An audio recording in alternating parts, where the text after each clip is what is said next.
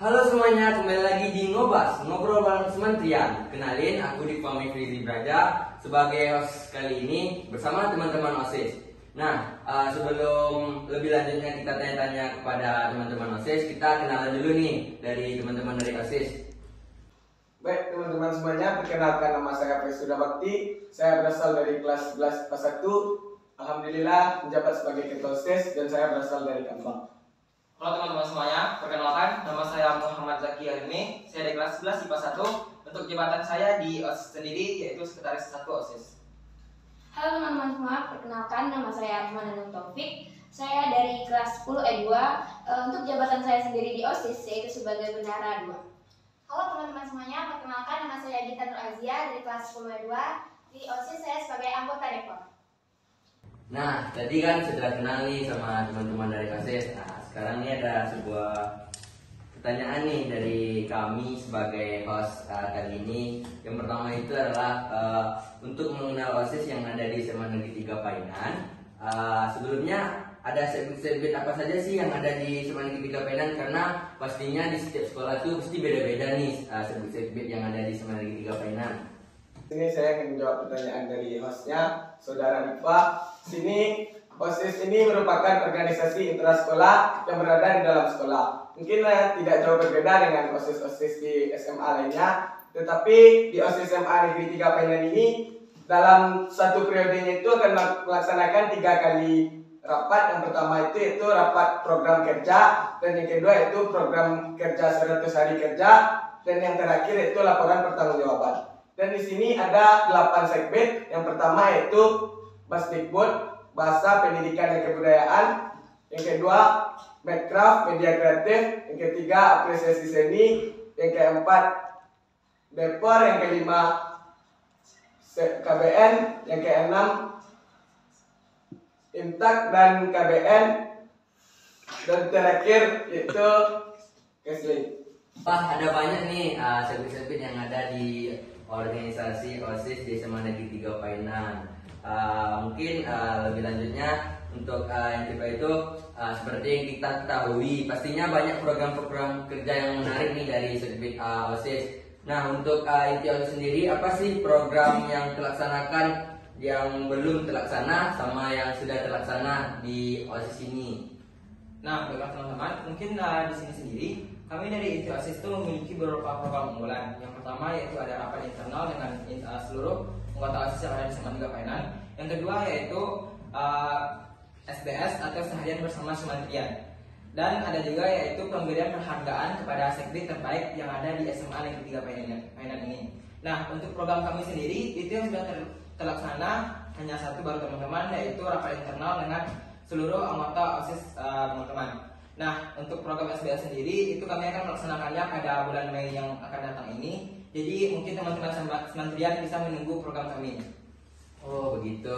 Nah, sudah dijelaskan nih apa saja sih program yang dilaksanakan oleh inti OSIS dan yang tidak terlaksanakan. Nah, tadi sudah dijelaskan nih apa saja sih program-program yang terlaksana dan tidak terlaksana oleh inti OSIS sendiri. Nah, pertanyaan yang ketiga nih, sebagai inti OSIS, apa sih yang memotivasi kalian memilih jabatan ini dalam organisasi OSIS? Oke, baiklah, di sini saya akan menjawab pertanyaan yang diberikan oleh host kita, yaitu motivasi saya sendiri untuk masuk OSIS di kelas 10 ini, yaitu saya ingin mengembangkan potensi diri saya di bidang OSIS. Nah, dan juga saya ingin menambah pengalaman-pengalaman yang ada. Tentunya kita sama-sama ketahui bahwa di SMA itu merupakan tempat untuk kita menambah dan menggali lagi potensi-potensi kita yang ada. Dan itu menjadikan salah satu motivasi saya untuk supaya saya masuk ke inti OSIS ini. Yang lain mungkin ada motivasi dari teman-teman sendiri gitu yang kenapa ikut organisasi OSIS? Baik, di sini saya ingin menambahkan.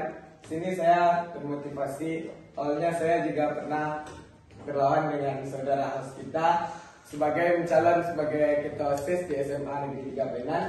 Dan sebelumnya saya juga alhamdulillah pernah menjadi ketua OSIS. Jadi untuk melanjutkan apa potensi yang saya miliki, jadi itu yang memotivasi saya untuk kembali lagi bergabung dengan dan mencalonkan diri sebagai ketua OSIS. Oh gitu, terima kasih kepada teman-teman OSIS.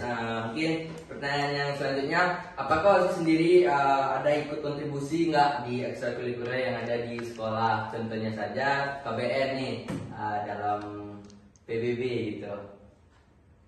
Siapa nih yang jawab? Nah, baiklah, mungkin untuk keikutsertaan OSIS dari di sekolah sendiri itu juga banyak teman-teman semantrian.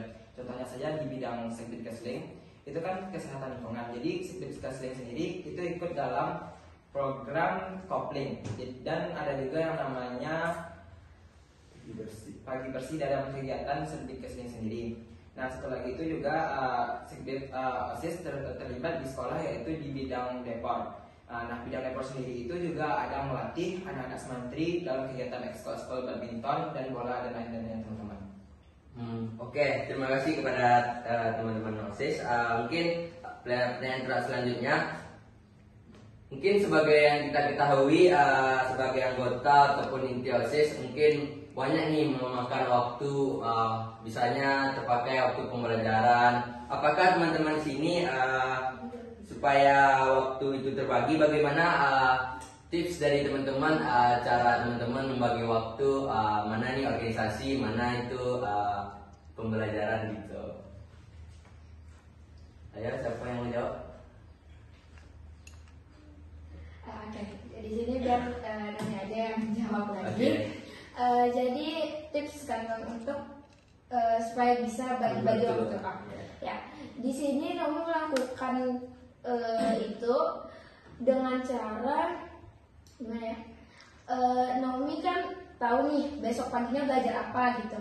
Nah, malamnya pasti Naomi mempelajari lagi semua pelajaran-pelajaran itu. Nah, terus nanti kalau emang siangnya ada rapat OSIS, jadi nggak keteteran lagi gitu loh. Oh, berarti harus disiapin langsung. Disiapin dulu sebelum belajar. Nah, terus kalau udah ada tugas-tugas jadi gampang ngerjain di kelas. Nah, nanti kalau ada misalnya rapat atau kesibukan-kesibukan lainnya, jadi kami jadi di Naomi sendiri itu nggak terlalu keteteran lagi gitu loh. Jadi bisa lah bagi-bagi waktu antara mana OSIS dan mana juga pelajaran.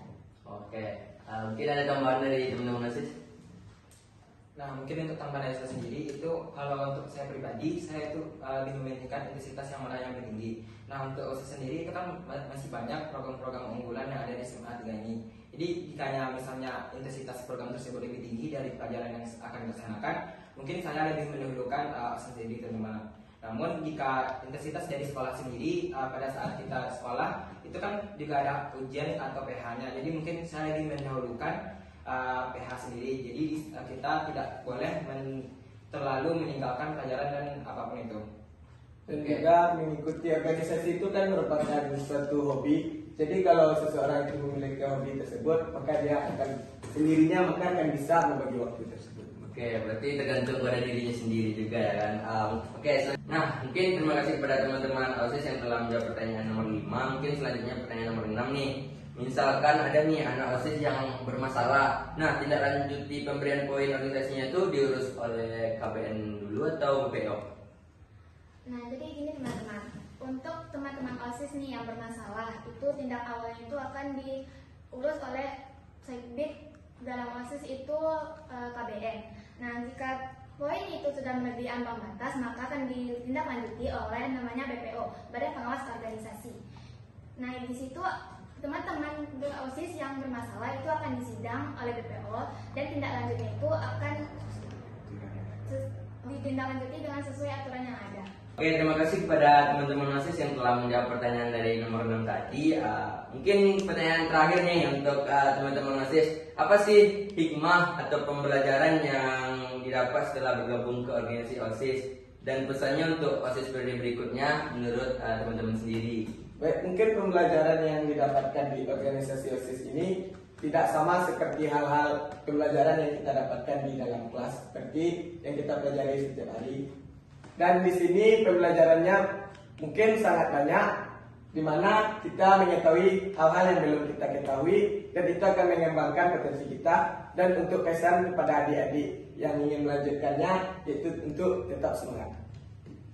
Dan untuk menurut pendapat saya pribadi, mana pembelajaran yang bisa kita ambil dari OSIS sendiri yaitu kan saya di sini sebagai jabatan saya di inti OSIS itu kami harus bisa merangkul semua anggota OSIS.